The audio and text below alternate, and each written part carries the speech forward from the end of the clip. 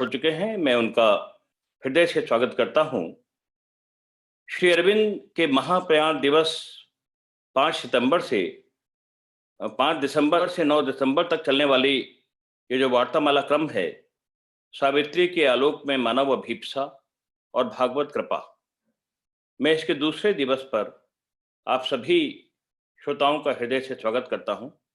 आइए सबसे पहले हम लोग मात्र ध्यान से अभीप्सावान बने, अपने चित्त को एकाग्र और शांत करें, ताकि श्री अरविंद के उस महान महाकाव्य जिसके बारे में श्री मां ने कहा कि सावित्री श्री अरविंद की दृष्टि का सर्वोपरि प्रकाश है, उसको हम एकाग्र होकर सुन सकें। तो आइए सबसे पहले मात्र ध्यान।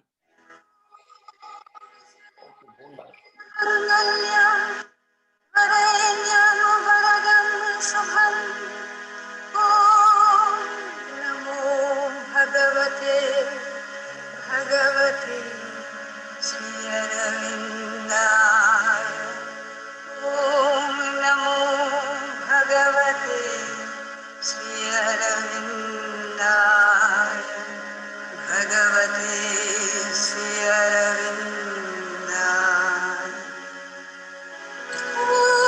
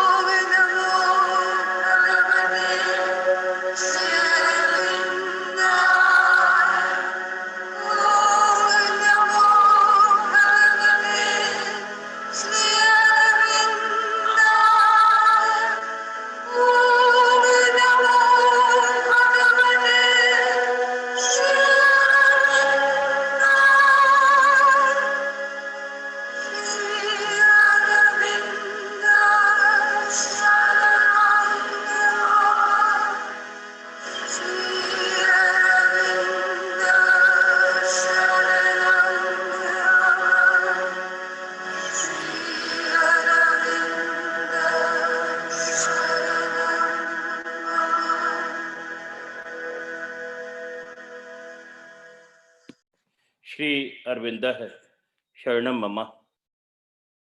सावित्री के आलोक में मानव अभीप्सा और भागवत कृपा, वार्तामाला क्रम के आज दूसरे दिवस की हम शुरुआत कर रहे हैं। एक युवा साधक से सावित्री के विषय पर लंबी वार्ता में माताजी ने कहा था कि सावित्री शुरू करने से पहले श्री अरविंद ने मुझसे कहा था, एक नई साहसिक यात्रा के लिए अब मैं तत्पर हूं।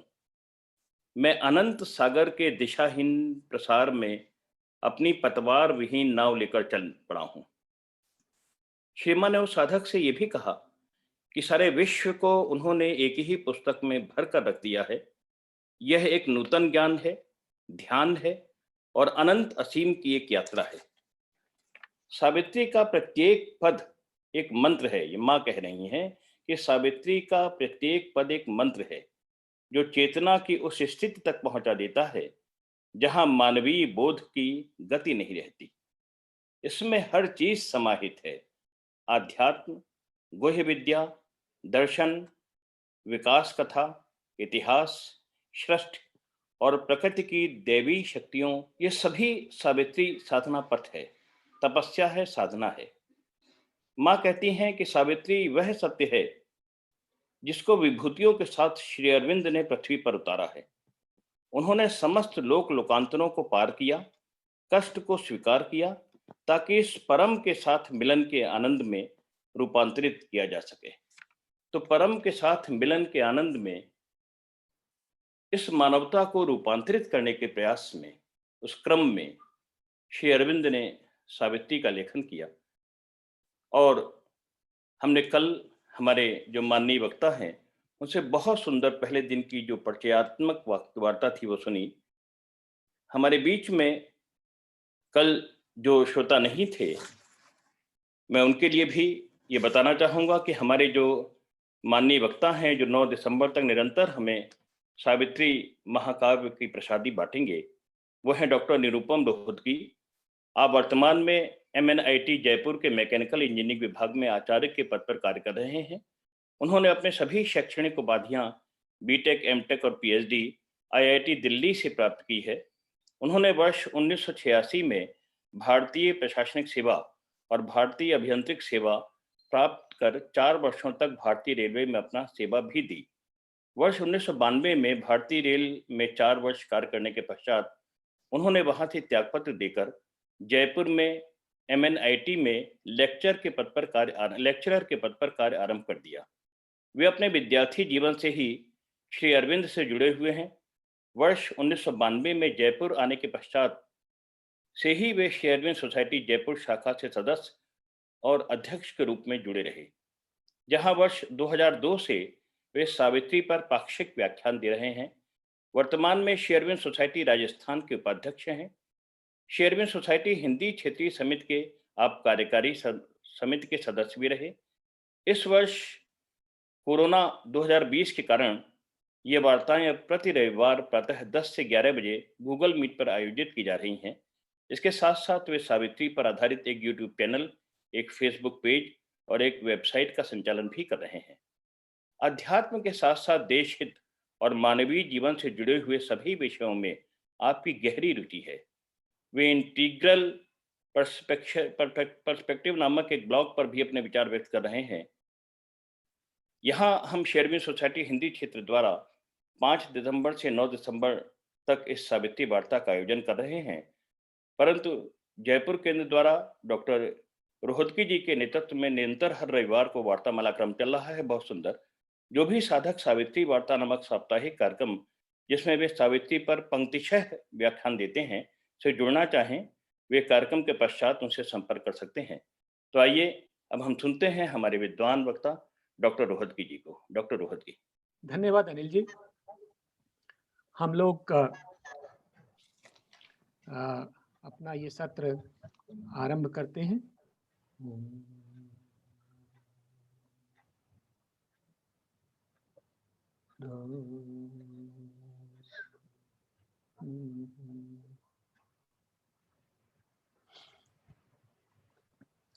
आप सभी का इस वार्ता में स्वागत है। तो हम लोग जो कल जिस विषय पर चर्चा कर रहे थे, उसके मुख्य बिंदु इस प्रकार से हैं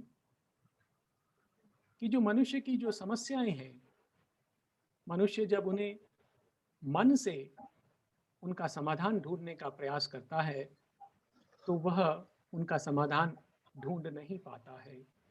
और उसका कारण है कि ये जो मन है वो अज्ञान का उपकरण है और उससे उस सत्य को पाया नहीं जा सकता जिसको हम ढूंढ रहे हैं, खोज रहे हैं। और जब तक हम इस सत्य को नहीं ढूंढ लेते, जब तक हम इस जगत के उद्देश्य को और उसकी भविष्य को नहीं जान लेते, और इस प्रकार जब तक हम अपने उद्देश्य को, अपने जीवन के उद्देश्य को, अपनी मनुष्य जाति की नियति को जान नहीं लेते, तब तक हम शांति अथवा आनंद को प्राप्त नहीं कर सकते। और इस सत्य को जानने के लिए हमारे पास जो साधन है वो है हमारी आत्मा। परंतु जब तक हम आत्म साक्षात्कार प्राप्त नहीं कर लेते, तब तक हमें इस मार्ग पर आगे बढ़ने के लिए एक गुरु की आवश्यकता है, एक सारथी की आवश्यकता है। और जब हमारे समक्ष कोई मानवीय रूप में कोई गुरु नहीं है, तब हमारे समक्ष सावित्री सबसे सशक्त गुरु है। वो हमें एक दिव्य सहायता प्रदान करती है और हमें हमारी आध्यात्मिक यात्रा में आगे ले चलती है। माता जी ने कहा है कि सावित्री एक ऐसा ग्रंथ है जो ऐसा प्रतीत होता है कि भगवान स्वयं अपने हाथ में हाथ लेकर हमें आगे बढ़ रहे हैं और सावित्री के द्वारा हम अपनी आध्यात्मिक यात्रा के चरमोत्कर्ष पर पहुंच सकते हैं। तो ये जो है हमारा जो भाव है, ये मूल संदेश जो कल की वार्ता का रहा था।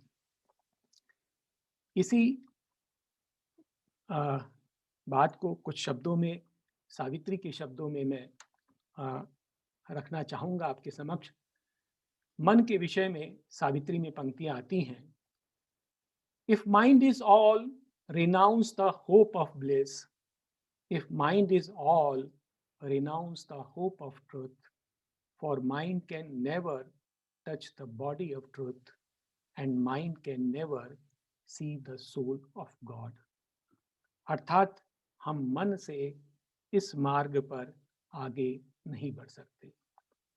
तो फिर हमें आगे बढ़ने के लिए सावित्री की सहायता लेनी होगी। और सावित्री में जो ज्ञान है, जो प्रकाश है, जो मंत्र की शक्ति है, वो परम सत्ता से आई है, परात्पर से आई है, ज्योति परस्पर। यह परम की ज्योति है। और इसमें जो हम विषय आज रखने जा रहे हैं वो अनेक सत्य हैं जो हमें साधारण रूप से जब हम मन से देखते हैं तो हमें नहीं दिखाई देते हैं। तो वह सत्य सावित्री हमारे सामने प्रकट कर रही है। तो हम देखें इनको। तो सर्वप्रथम जो मैं आपके समक्ष विषय रख रहा हूं कि यह जो जगत जैसा दिखाई देता है वैसा नहीं है। सावित्री की ये पंक्तियां हैं आपके सामने कि यह जो जगत है यह जैसा दिखाई देता है वैसा नहीं है। इसके पीछे एक महान योजना छिपी हुई है। The universe is an endless masquerade, for nothing here is utterly what it seems. It's a dream fact, vision of a truth, which but for the dream would not be wholly true. अर्थात यह जो जगत है यह एक अंतहीन स्वांग है, एंडलेस मस्करेड। और इसमें सभी पात्रों ने एक छद्म रूप धारण किया हुआ है। जैसा हमें दिखाई दे रहा है वैसा नहीं है। For nothing here is utterly what it seems, क्योंकि यहाँ ऐसा कुछ भी नहीं है जो जैसा दिखाई देता है वैसा है। It is a dream fact, vision of a truth. तो यह एक स्वप्न भी है और सत्य भी है, ड्रीम भी है और फैक्ट भी है, विजन ऑफ अ ट्रुथ। यह एक सत्य का स्वप्न है। Which but for the dream would not be wholly true. तो यदि हम इस जगत को देख रहे हैं और यदि हमें यह नहीं पता है कि इस जगत के पीछे स्वप्न क्या है, संकल्प क्या है, इस जगत के पीछे प्रेरणा क्या है, बट फॉर द ड्रीम, अगर हम वह नहीं जानते हैं तो हम इसके सत्य को जान नहीं सकते, which but for the dream would not be wholly true। तो इस जगत को हम उस स्वप्न से अलग करके नहीं देख सकते, अर्थात इस जगत का जो सत्य है वो उस स्वप्न में छिपा हुआ है। The universe is an endless masquerade, for nothing here is utterly what it seems। It is a dream fact, vision of a truth, which but for the dream would not wholly be true। इसके पश्चात ये पंक्तियां आती हैं कि यह जो जगत है इसके पीछे एक महान योजना छिपी हुई है। A phenomenon stands out significant against dim backgrounds of eternity। अर्थात हमारे समक्ष एक जो पृष्ठभूमि है, जो शाश्वतता की पृष्ठभूमि है, against dim backgrounds of eternity. एक शाश्वतता की भूमि पृष्ठभूमि है जो अभी धुंधली है, और उसके ऊपर उसकी पृष्ठभूमि पर एक जो दृश्य है वो प्रमुखता से दिखाई देता है। A phenomenon stands out significant against dim backgrounds of eternity। We accept its face and pass by all it means। और हम क्या करते हैं कि उस बाह्य रूप पर ध्यान देते हैं और उसके जो गुह्य अर्थ है उसको चूक जाते हैं। A part is seen, we take it for the whole। तो एक इस जगत का जो हमें दिखाई देता है वो उस परम सत्य का केवल एक अंश है, हम केवल उसी को देखते हैं। वो जो दृश्य हमें दिखाई देता है उसको हम पूर्ण मानते हुए इस जगत का अर्थ ढूंढने का प्रयास करते हैं, और इस कारण हम इस जगत के अर्थ को नहीं जान पाते। जैसे जब हम ब्लैक बोर्ड पर कोई संदेश लिखा होता है, कोई वाक्य लिखा होता है, तो हमारा ध्यान उन शब्दों पर होता है, परंतु ब्लैक बोर्ड पर नहीं होता है। परंतु वे शब्द कहाँ लिखे गए हैं, वो उस ब्लैक बोर्ड पर लिखे गए हैं, उस आधार पर लिखे गए हैं, उसका भी अपना एक अस्तित्व है। परंतु हम उस ब्लैक बोर्ड को, उस चित्रपट को भूल जाते हैं जिसके ऊपर यह चित्र चल रहा है। जिस प्रकार जब हम मनुष्य को देखते हैं तो कई बार हम उसके बाह्य आवरण से, उसके वस्त्रों से, उसके हाव भाव से मनुष्य को जानने का प्रयास करते हैं, परंतु उसी मनुष्य के पीछे एक शक्ति है जो कार्य कर रही होती है। उसी शक्ति के पीछे एक विचार होता है, एक योजना होती है, एक संकल्प होता है जिससे वह व्यक्ति कार्य कर रहा होता है, और उसी मन के पीछे, उसी विचारों की श्रृंखला के पीछे एक जीव होता है, एक पुरुष होता है, और उसके पीछे परम सत्ता होती है। तो इस प्रकार से एक के पीछे एक सत्ता विद्यमान है, और जब तक हम उनको नहीं जान लेते तब तक हम उस जो बाह्य रूप हमें दिखाई दे रहा है उसको नहीं जान सकते। तो जिस प्रकार से हम मनुष्य के मस्तिष्क में क्या चल रहा है उसको देखे बिना उसके कर्मों को जानने का प्रयास करते हैं और समझ नहीं पाते, उसी प्रकार से इस जगत को हम जब तक नहीं समझ सकते कि जब तक हम उस आधार को, उस बैकग्राउंड को, जो शाश्वतता का बैकग्राउंड है, उसको जब तक हम नहीं साथ लेंगे, उसको नहीं समझेंगे, तब तक हम उस जगत को नहीं समझ पाएंगे, उसके अर्थ को नहीं समझ पाएंगे। A phenomenon stands out significant against dim backgrounds of eternity, we accept its phase and pass by all it means. A part is seen, we take it for the whole. फिर एक और सत्य हमारे सामने सावित्री प्रकट करती है कि यह जो जगत है कोई दुर्घटना नहीं है, अपितु एक दिव्य शक्ति ने इसका सृजन किया है। ये पंक्तियां देखें हम। This world was not built with random bricks of chance.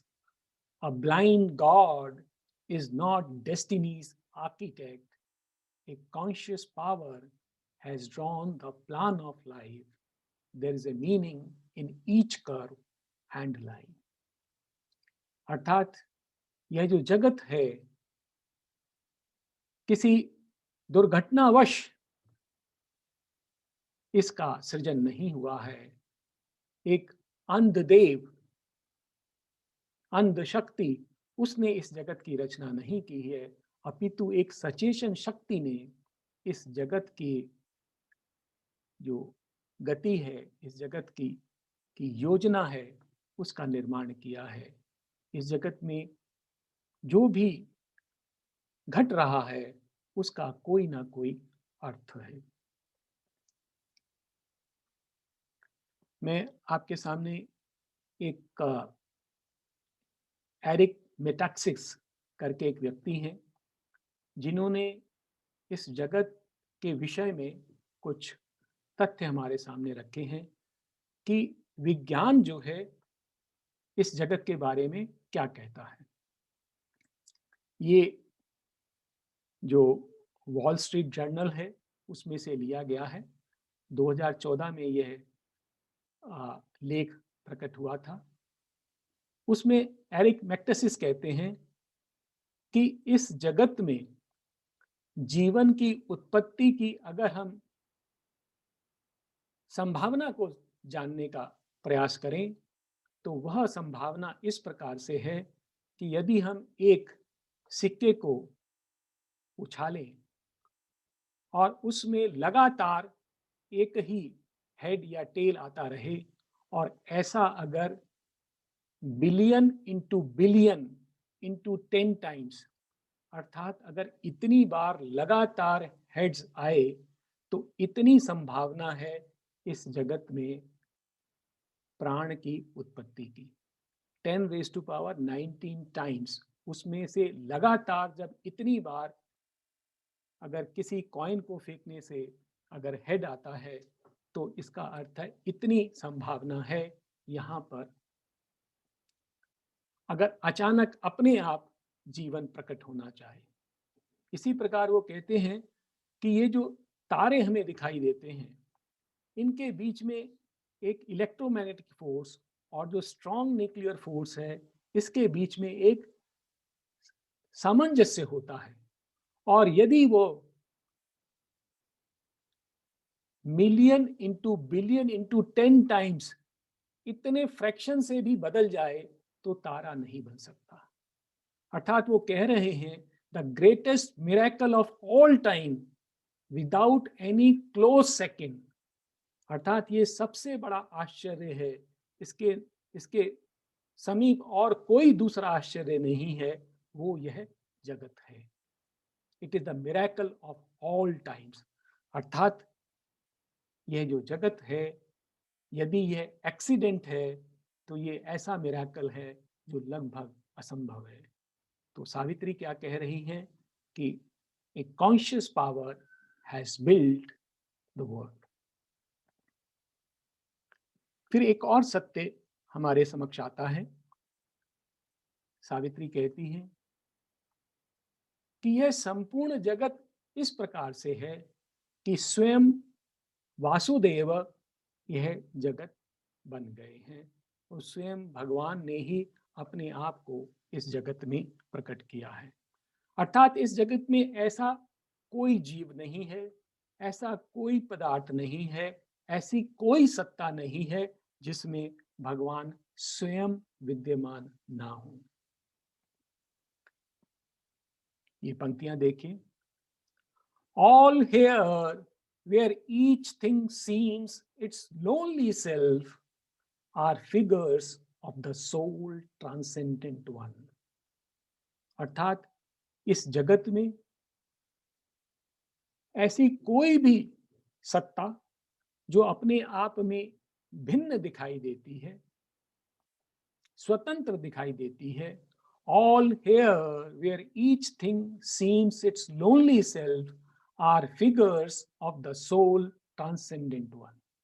अर्थात वो परम एक का ही विभिन्न रूप है, उसी की अभिव्यक्ति है।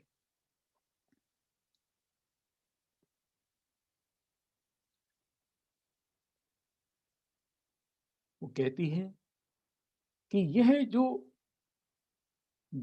सृष्टा है, वो जो सृष्टि है उसी ने बनाई है, वह सृष्टि भी वही है, सृष्टा भी वही है।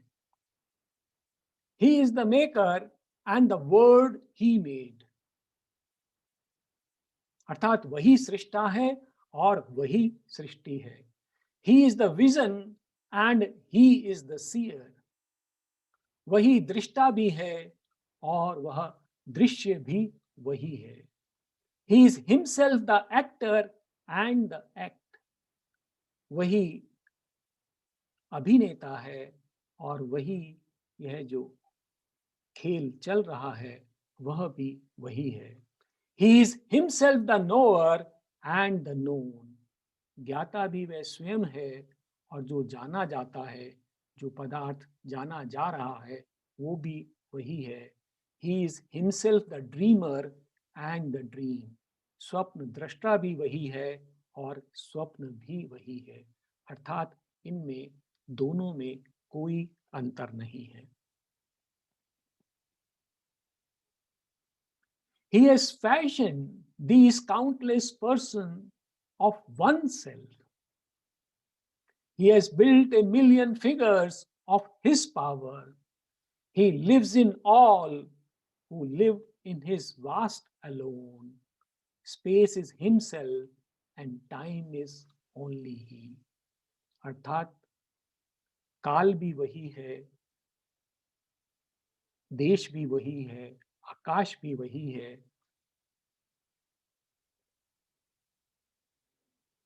यह जो असंख्य जीव दिखाई देते हैं वो उसने अपनी ही सत्ता से प्रकट किए हैं। He lives in all. वह सभी जीवों में स्थित रहता है, जीता है। Who lived in his vast alone. जो कभी अपने विस्तार में एकाकी जीता था। अर्थात वह स्वयं यह जगत और यह जीव बन गया है। एक श्लोक आता है तैत्तिरीय उपनिषद में जिसका यही भाव है, तत्सृष्ट्वा तत्एव अनुप्राविशत। अर्थात इस जगत की रचना करने के पश्चात वह स्वयं इसमें प्रवेश कर गया। तो यह जो जगत है उसके रोम रोम में भगवान स्वयं विद्यमान है।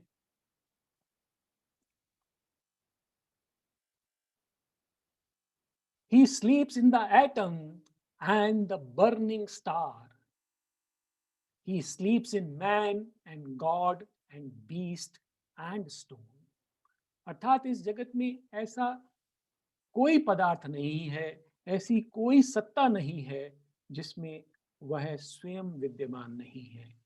एक परमाणु में भी और एक अनंत विशाल तारे में भी, नक्षत्र में भी वही विद्यमान है।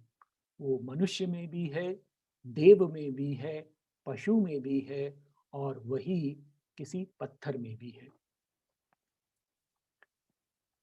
और गीता में इसी भाव से मिलती हुई पंक्तियां आती हैं कि श्री कृष्ण अर्जुन से कहते हैं कि हे धनंजय, इस जगत में ऐसा कुछ भी नहीं है जो मुझसे परे है और इस जगत में जो कुछ भी है वो सब कुछ मेरे अंतर में इस प्रकार से पिरोया हुआ है, जैसे एक सूत्र के अंदर मोती पिरोए गए हैं।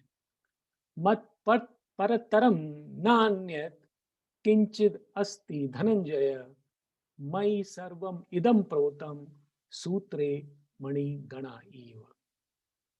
और यही भाव इन पंक्तियों में भी आता है कि इस जगत में जो कुछ भी है वो मैं ही हूं, ऐसा श्री कृष्ण अर्जुन से कह रहे हैं। बहुनाम जन्मनान मनते ज्ञानवान माम प्रपद्यते, वासुदेव सर्वमिति स महात्मा सुदुर्लभा। अर्थात इस जगत में जो कुछ भी है वो स्वयं ईश्वर ही है, ब्रह्म ही है। अब इसके बाद एक और जो सत्य है वो हमारे सामने श्री अरविंद प्रकट कर रहे हैं कि ऐसा दिखाई देता है कि इस जगत में पुरुष और प्रकृति के मध्य एक संघर्ष चल रहा है, एक विरोध चल रहा है। परंतु श्री अरविंद उसको किस प्रकार से हमारे सामने रखते हैं कि यह जो पुरुष और प्रकृति हैं वो दोनों उसी परम एक की दो विधाएं हैं, दो उसके भाग हैं, जो परस्पर क्रीड़ा में व्यस्त हैं। तो ये जो संपूर्ण जगत है वो और कुछ नहीं, पुरुष और प्रकृति की क्रीड़ा है। There are two who are one.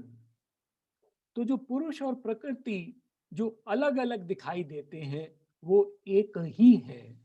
There are two who are one and play in many worlds. और अनेक लोकों में वो परस्पर क्रीड़ा करते हैं। In knowledge and ignorance they have spoken and met, and light and darkness are their eyes interchange. Our pleasure and pain are their wrestle and embrace.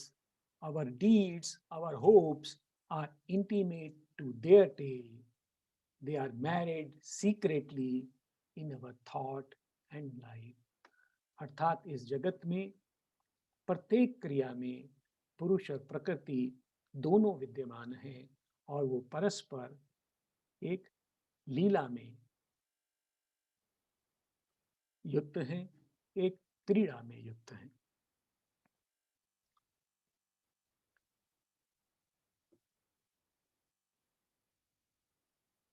This whole wide world is only he and she.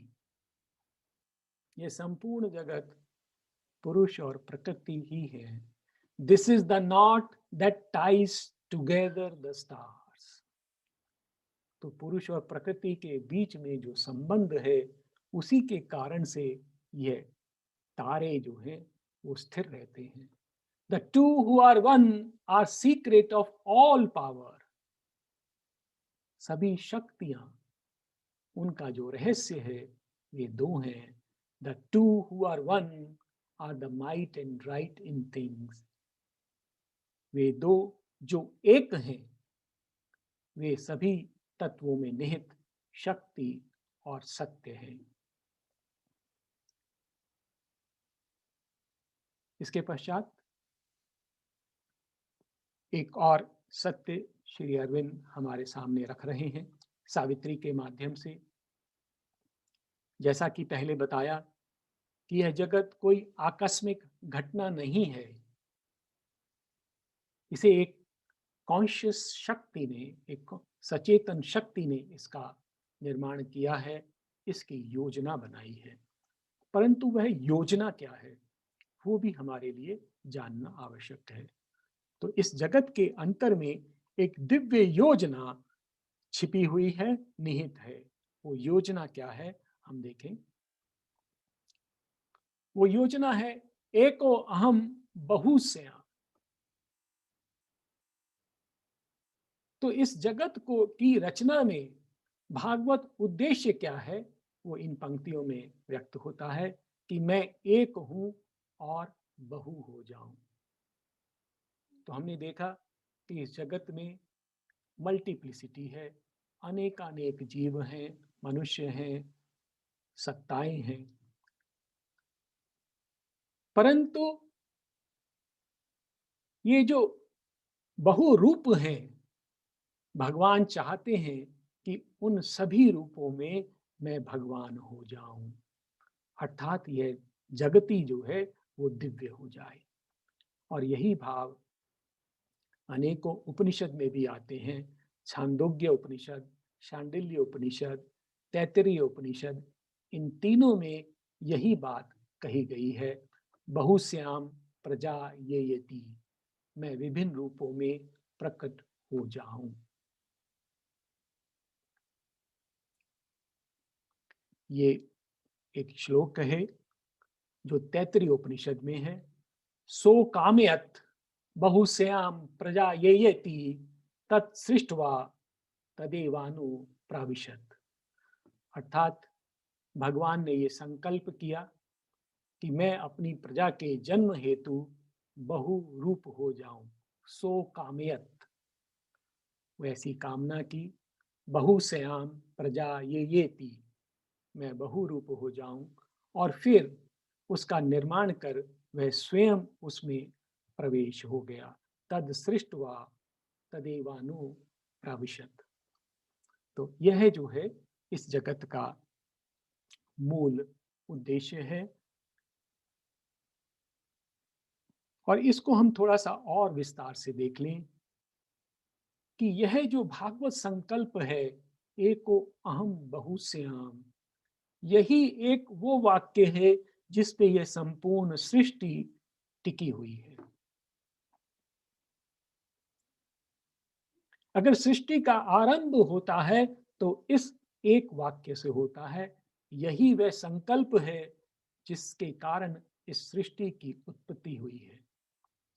यही वे संकल्प है जो सृष्टि को गति देता है, दिशा देता है और उद्देश्य प्रदान करता है। यदि हम ये जानना चाहते हैं कि यह जगत किस ओर जा रहा है, तो एको अहम बहुश्याम, कि इस जगत में भगवान प्रकट हों, ऐसा इस जगत का संकल्प है। और इस जगत में जितनी भी शक्तियां हैं, चाहे दैवी शक्तियां हो अथवा आसुरी शक्तियां हो, वे सभी केवल और केवल इसी संकल्प को सिद्ध करने के लिए कार्य करती हैं। हमें कई बार ऐसा लग सकता है कि जो आसुरी शक्तियां हैं वो भागवत संकल्प के विरोध में कार्य करती हैं, परंतु ऐसा नहीं है। श्री अरविंद कहते हैं कि इस जगत में ऐसी कोई भी सत्ता नहीं है जो भागवत संकल्प का विरोध करती हो, अपितु सभी शक्तियां उस संकल्प को शीघ्र अतिशीघ्र अभिव्यक्त करने के लिए कार्य करती हैं। और इसके साथ साथ जो हमारी आत्मा है उसका भी संकल्प और कुछ नहीं है, केवल एक ही संकल्प है कि वो भागवत संकल्प को पूर्ण करे। अर्थात हम भगवान के वो कर्मी हैं, कर्म योद्धा हैं, जो इस जगत में आए हैं और उस भगवान के संकल्प को पूरा करना हमारे जीवन का उद्देश्य है। तो इस प्रकार से यदि हम अपने जीवन को जानना चाहते हैं, यदि हम आसुरी और देवी शक्तियों को जानना चाहते हैं, यदि हम इस सृष्टि की गति को जानना चाहते हैं, तो केवल एक वाक्य है, एको अहम बहुश्याम, जो हमें इन सभी की दिशा को बताता है।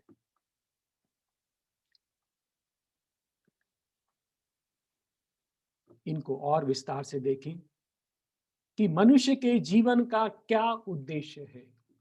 तो यदि हम ये जानना चाहते हैं कि हमारे जीवन का क्या उद्देश्य है, तो हमारे जीवन का केवल मात्र एक ही उद्देश्य है, वो है भगवान के संकल्प को सिद्ध करना।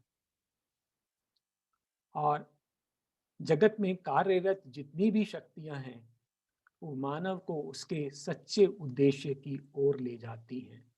कई बार हमें ऐसा प्रतीत होता है कि इस जगत की शक्तियां हमारा विरोध कर रही हैं, हमें आगे नहीं बढ़ने दे रही हैं,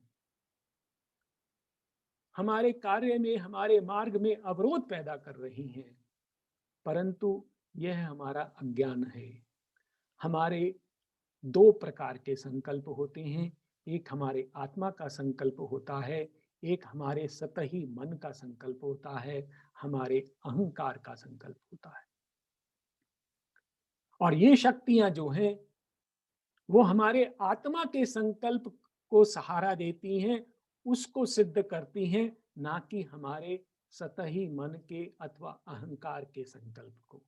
और जब हम अपने मन में स्थित रहते हैं तो हम ऐसा पाते हैं कि ये शक्तियां हमारा विरोध कर रही हैं। अन्यथा इस जगत में ऐसी कोई शक्ति नहीं है जो हमारी आत्मा का विरोध करती है। और जब हम अपने सतही मन से हम भागवत संकल्प के लिए कार्य करने की अपेक्षा अपनी जो सामान्य कामनाएं हैं उनको पूर्ण करने के लिए कार्य करते हैं, तो इस मार्ग में अवरोध आते हैं और यह विसंगति ही हमारे दुख का मुख्य कारण है। तो इस प्रकार से यह भागवत संकल्प है जो इस संपूर्ण सृष्टि को आगे ले जा रहा है। अब देखें इसी भाव को किस प्रकार से पंक्तियों में प्रकट किया है। गॉड्स डिजायर, भगवान की इच्छा क्या है। In absolute silence स्लीप्स and absolute power, इस परम शांति में एक परम शक्ति स्थित है। Awaking, it can wake the transbound soul and in the ray reveal the parent sun. और जब यह शक्ति जागृत हो जाती है, जो अभी सुप्त है, वो एक किरण के अंदर उस सूर्य को प्रकट कर सकती है, अर्थात एक मनुष्य में भगवान को प्रकट कर सकती है। It can make the world a vessel of spirit's force. वह इस जगत में उस परमात्मा की शक्ति को प्रकट कर सकती है। It can fashion in the clay God's perfect shape. और इस देह रूपी माटी में वो भगवान का एक पूर्ण परिपूर्ण चित्र रूप प्रकट कर सकती है। To free the self is but one radiant pace. अपनी आत्मा को मुक्त कर लेना केवल एक प्रकाशमान पग है, वो एक सफल पग है। परंतु here to fulfill himself was God's desire. तो यहाँ पर अपने को अभिव्यक्त करना यह भगवान की इच्छा है। और इसलिए हमें केवल अपनी मुक्ति के लिए नहीं, अपितु उस भागवत संकल्प के लिए कार्य करना चाहिए। और ये जो भागवत संकल्प है, ये प्रकृति का उद्देश्य भी है। यदि हम ये जानना चाहें कि ये प्रकृति किस दिशा में जा रही है, किस ओर जा रही है, तो वह उस भागवत संकल्प को अभिव्यक्त करने के लिए कार्य कर रही है। This ever she meant since the first dawn of life.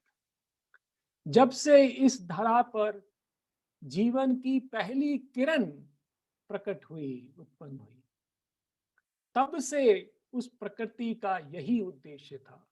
This ever she meant since the first dawn of life, this constant will she covered with her sport. और यही एक संकल्प था जो उसके हर कार्य में, उसके हर खेल में छिपा हुआ था। वो क्या था? That the eyes of the timeless might look out from the time and the word manifest the unveiled divine. कि वह जो कालातीत है वो इस काल से देखे, अर्थात इस काल में कालातीत प्रकट हो।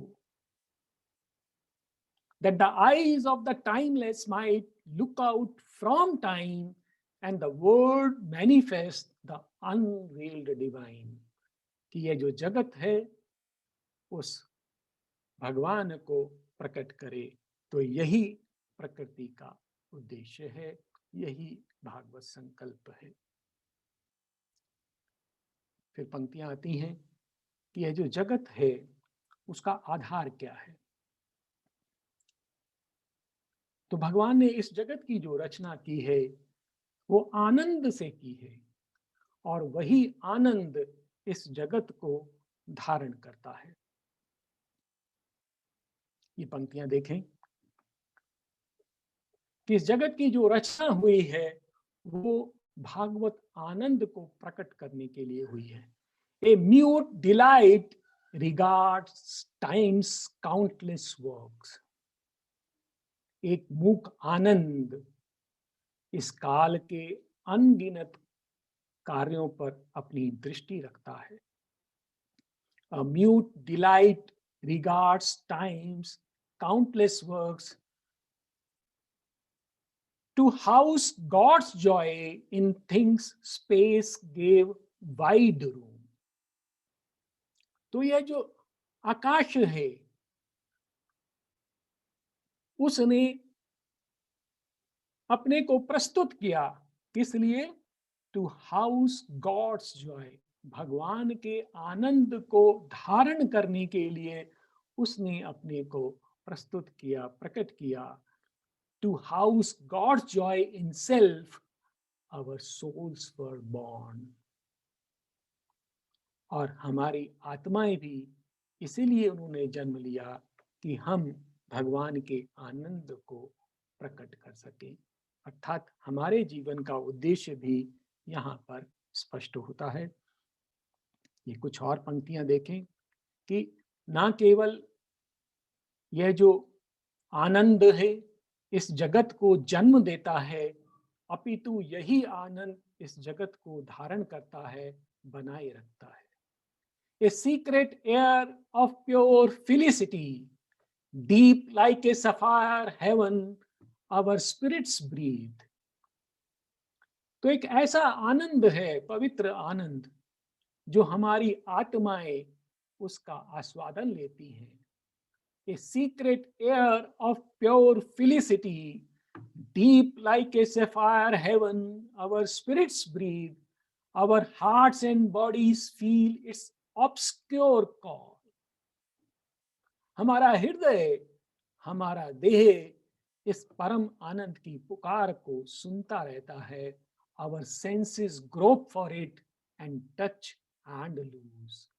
हमारी इंद्रियां हैं इसको खोजती रहती हैं, इसको स्पर्श करती हैं और फिर छोड़ उसको, उनके हाथों से वह छूट जाता है।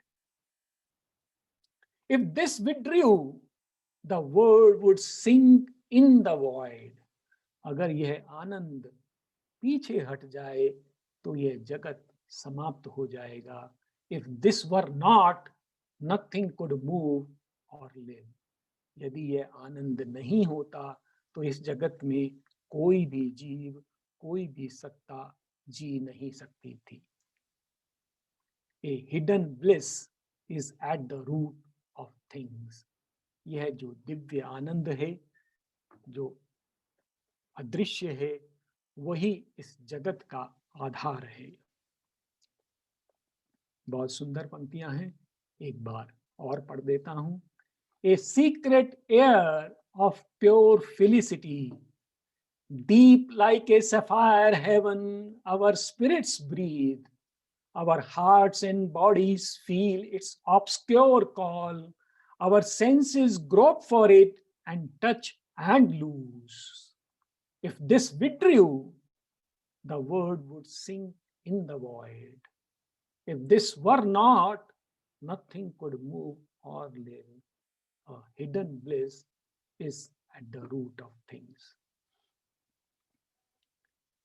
फिर देवताओं के विषय में है कि यह जो देवता हैं, जो प्रभु की शक्तियां हैं, वो क्या हैं? वो क्या करती हैं। तो ये जो देवता हैं, ये सभी देवता केवल और केवल भगवान के संकल्प को सिद्ध करने के लिए कार्य करते हैं। बहुत सुंदर पंक्तियां हैं। देवों के विषय में हमारी अनेक धारणाएं हैं। उन सब को चुनौती देते हुए, उन सब को ठीक से परिभाषित करते हुए ये पंक्तियां हमारे लिए बहुत उपयोगी हैं कि किस प्रकार से हमें देवों की ओर देखना चाहिए, उनसे हमें वार्तालाप करना चाहिए। They are guardians of the silence of the truth. वो जो सत्य है उसकी शांति के संरक्षक हैं। किसके? वो परम सत्य के। They are guardians of the silence of the truth. They are keepers of the immutable degree. ये इम्यूटेबल डिग्री क्या है? ये आदेश कौन सा है जो अपरिवर्तनीय है? दिस इम्यूटेबल डिग्री इज एको अहम बहुश्याम। Let this word become divine. और ये जो देव हैं, ये जो अपरिवर्तनीय डिग्री है जिसको बदला नहीं जा सकता, उसकी रक्षा करने वाले हैं। They are keepers of the immutable degree. अर्थात देवों का जो उद्देश्य है, जो भागवत संकल्प है, उसको चरितार्थ करना। और देखिए देवों का स्वभाव कैसा है। बहुत सुंदर पंक्तियां हैं, हमारी सोच को पूर्ण रूप से बदल देंगी। At peace regarding the trouble beneath the stars.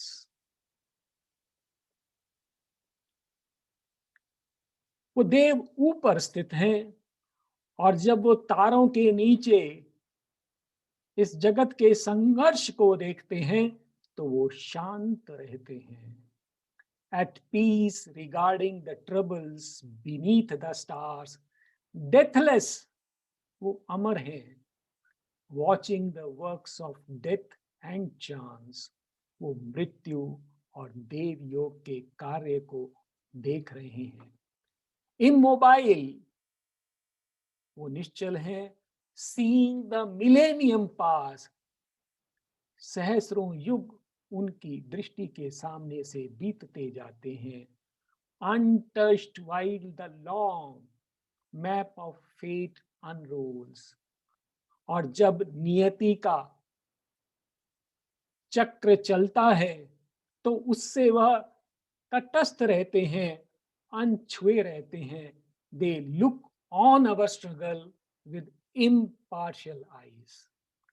और जब हम इस जगत में संघर्ष कर रहे होते हैं, अपने छोटे छोटे संकल्पों को, कामनाओं को सिद्ध करने का प्रयास कर रहे होते हैं, और यह जो जगत की शक्तियां हमारा विरोध करती हैं, उस समय यह जो देव हैं निष्पक्ष दृष्टि से इस दृश्य को देखते रहते हैं। And yet without them cosmos could not be, और उनके बिना यह जगत आगे नहीं बढ़ सकता। तो इस प्रकार के ये देव हैं। At peace regarding the trouble beneath the stars, deathless watching the works of death and chance, immobile seeing the millennium pass, untouched while the long map of fate unrolls, they look on our struggle with impartial eyes. अर्थात हमारे कष्ट से, हमारे संघर्ष से उनको कोई अंतर नहीं पड़ता है। And yet without them cosmos could not be. और ये पंक्तियां और भी महत्वपूर्ण हैं। Immaculate in self knowledge and self power, calm they repose on the eternal will. वो अपने ज्ञान में, अपनी शक्ति में दोष रहित हैं। Immaculate in self knowledge and self power, calm they repose on the eternal will. वो किस पर आधारित हैं? वो शाश्वत संकल्प पर आधारित हैं। Only his law they count and him obey. वो केवल उस परम के विधान को स्वीकार करते हैं, उसी का अनुसरण करते हैं। They have no goal to reach, no aim to serve. उनका अपना कोई लक्ष्य नहीं है, कोई उद्देश्य नहीं है। और फिर ये और महत्वपूर्ण पंक्तियां देवों के विषय में, implacable in their timeless purity. वो अतोषणीय हैं, उनको किसी भी प्रकार से लुभाया नहीं जा सकता है। Implacable in their timeless purity, all barter or bribe of worship they refuse. हम उनको कोई भी प्रलोभन दे, किसी भी प्रकार की अर्चना करें, वे सभी अस्वीकार कर देते हैं। Unmoved by cry of revolt and ignorant prayer, हमारे विरोध से और हमारी अज्ञ प्रार्थनाओं से वो विचलित नहीं होते हैं। Unmoved by cry of revolt and ignorant prayer, they reckon not our virtue and our sin. वे हमारे पुण्यों की और पापों की गणना नहीं करते हैं।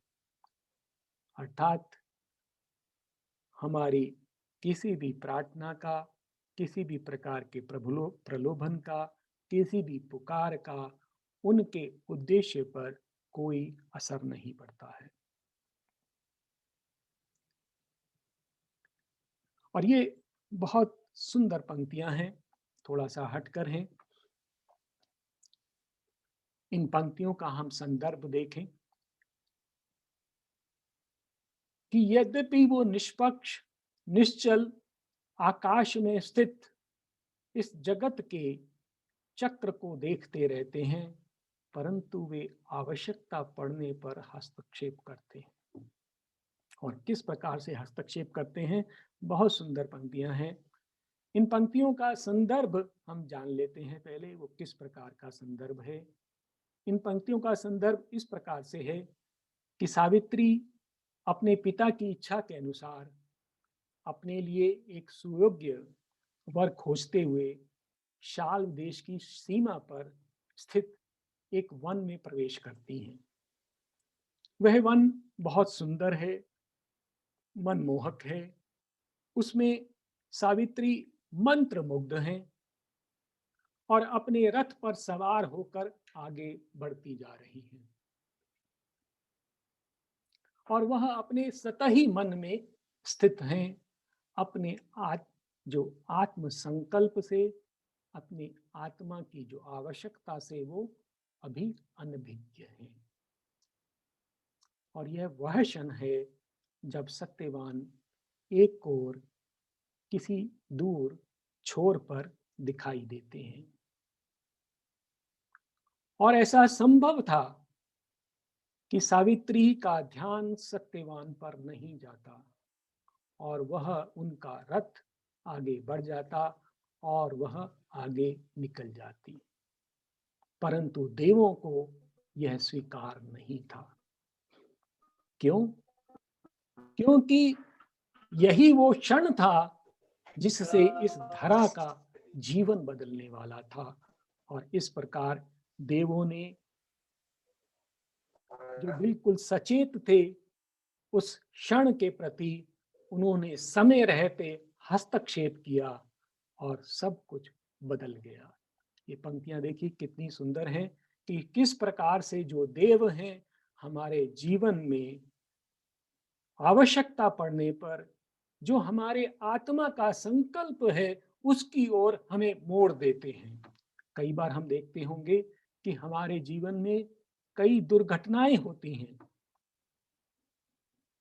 अथवा कोई उत्तम घटनाएं भी होती हैं जो हमारे जीवन को बदल देती हैं, हमारे जीवन की यात्रा को बदल देती हैं, जीवन के मार्ग को बदल देती हैं, जीवन के लक्ष्य को बदल देती हैं।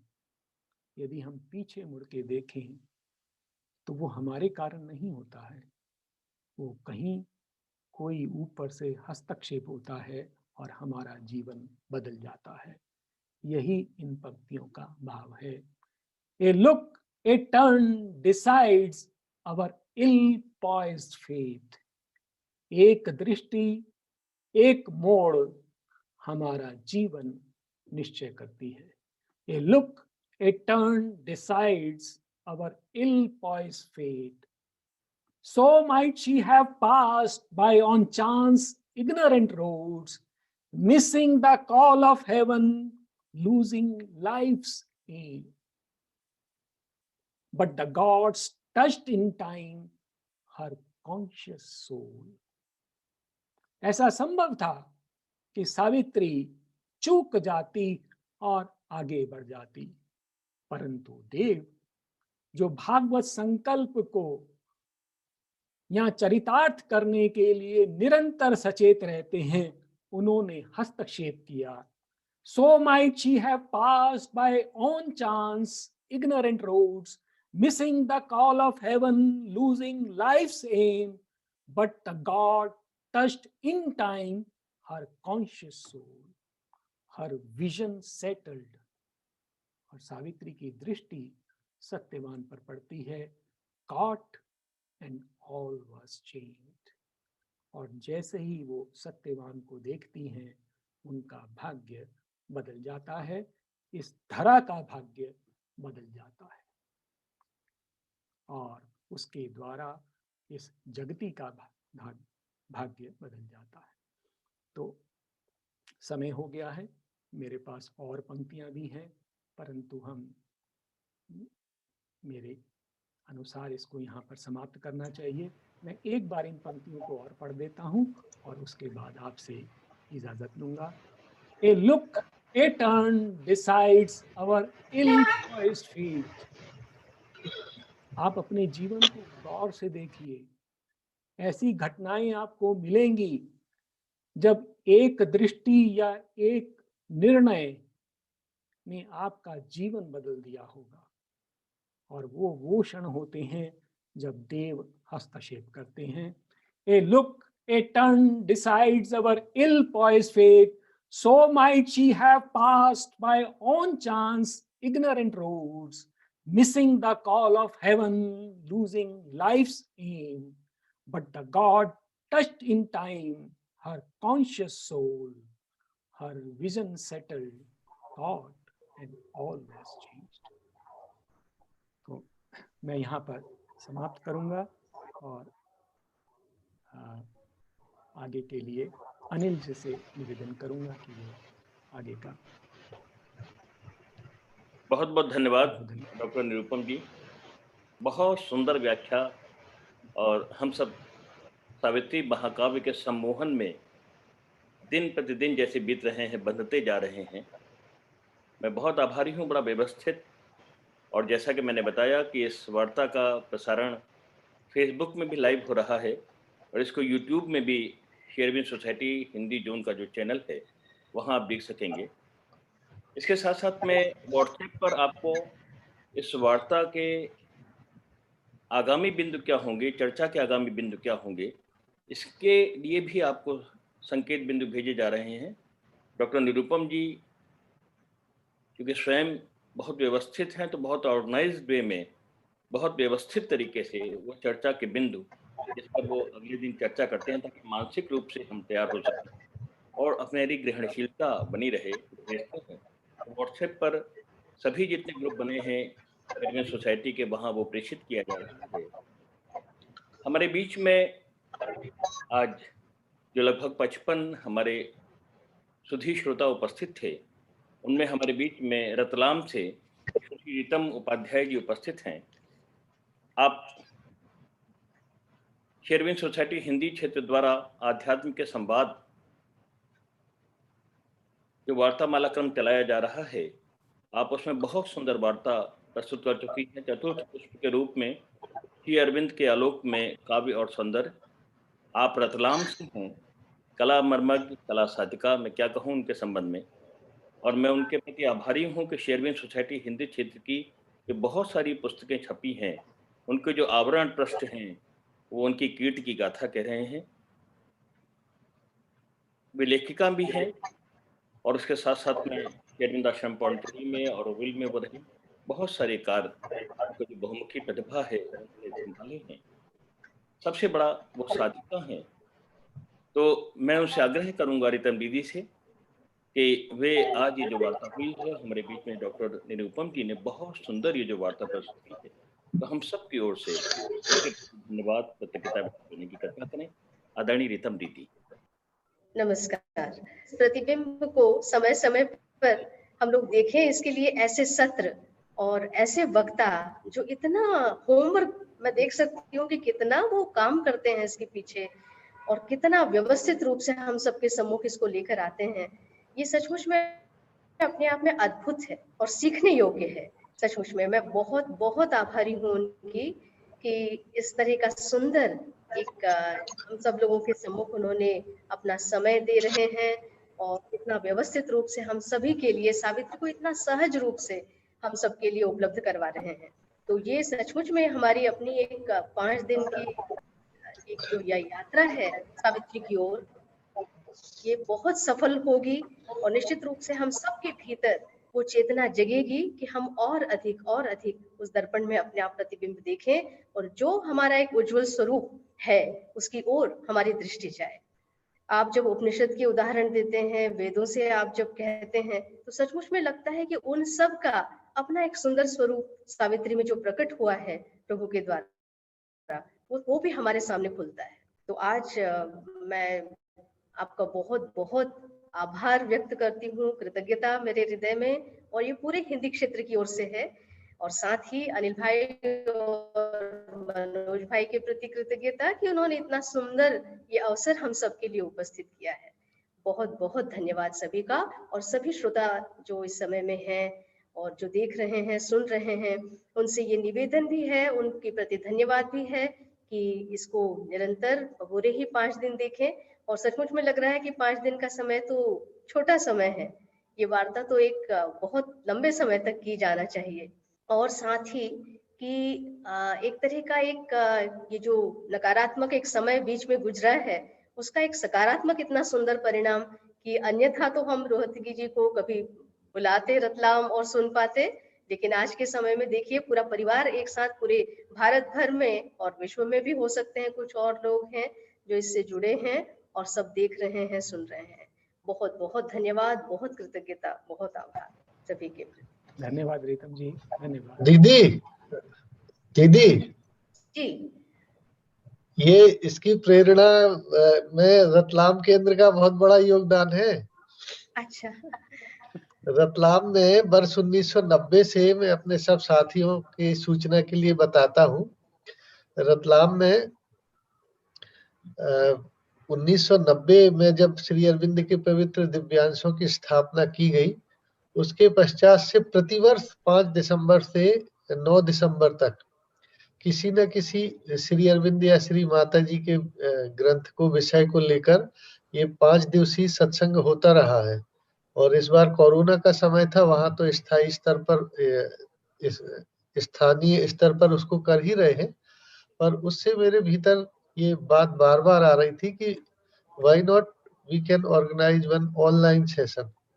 और वो सब श्री माँ की ही संभवतः उनकी ही ऐसी दिव्य कृपा हुई कि ये सब चल रहा है। So we all are really blessed. और रितम दीदी जब व्यवस्था के विषय में बोलती है तो सचमुच बहुत अच्छा लगता है, वो खुद ऐसी है, तो बहुत अच्छा लगा। Thank you. बहुत बहुत धन्यवाद। बहुत धन्यवाद भैया। और एक बात मैं और कहना चाहूंगी कि मैं उसी कक्ष में बैठी हूँ, सभा कक्ष में, जहाँ 30 वर्षों से हम ये आयोजित कर रहे हैं। और निश्चित रूप से डॉक्टर रोहतगी जो है, उनका आगे के लिए बहुत मन हो रहा है हमारा सबका कि हम उन्हें आमंत्रित करें और वो अनुग्रह करें कि वो यहाँ पर आए हमारे बीच में और रतलाम केंद्र को भी अनुग्रहित करें। और सुंदर आयोजन है और इसके लिए मुझे वो पोस्टर बनाने का भी सौभाग्य मिला, उसके लिए भी मैं आपका धन्यवाद करती हूँ मनोज भाई। धन्यवाद।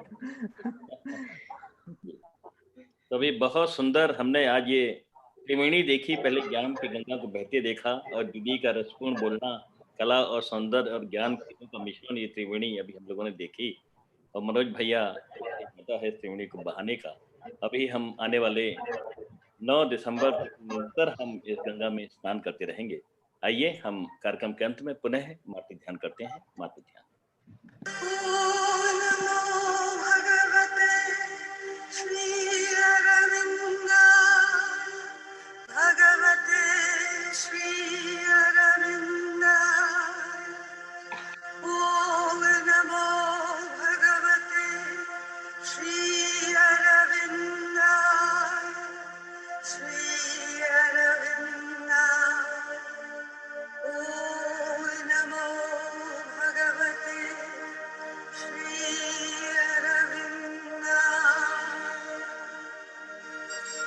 वन्दे देवामुपति वन्दे सुरगुरुं वन्दे भक्तजनश्रयं च वरदं वन्दे श्री भगवन्तम्। ॐ देवेन्द्र मौलिमन्दारमकरन्दकराळः विघ्नं हरन्तु मीराचरणं भजने नमः। शरणं शरणं मीराशरणं शरणं शरणं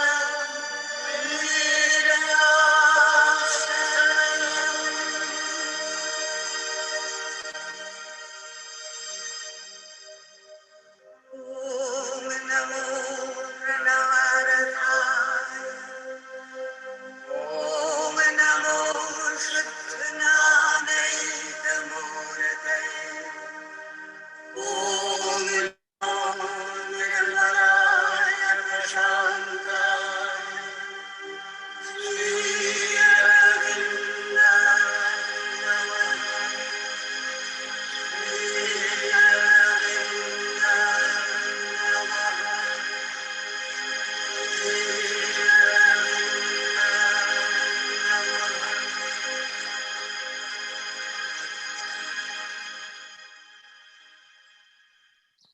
सभी के प्रति